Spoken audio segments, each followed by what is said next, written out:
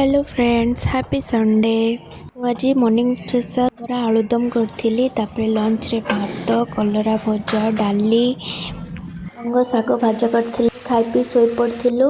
उठिला पर सडन से प्लान करी भारी गलु बीच बुलिया को गोटे नुआ बीच तो देखत बाहर की रास्ता जाऊँ केते सुंदर सुंदर यहाँ गोवार सब बड़ गवर्नमेंट हॉस्पिटल बाटर बहुत सारा ग्रीनरी थिला वर्षा जो बहुत सुंदर देखा तो नड़िया गछ पूरा गाँव राइब्स दूची गाँव नजाराटा किसी एमती देखा भल देखा मुझे कैप्चर कर रास्तार जाऊली आसी पहुँची गलु आम बीच रे ठंडा ठंडा हवा के मन को शांति मिलला। देखो बीच रे बेलसा बीच रे आसी पहुँचला पर नजारा किसी एमती देखा जाउथला।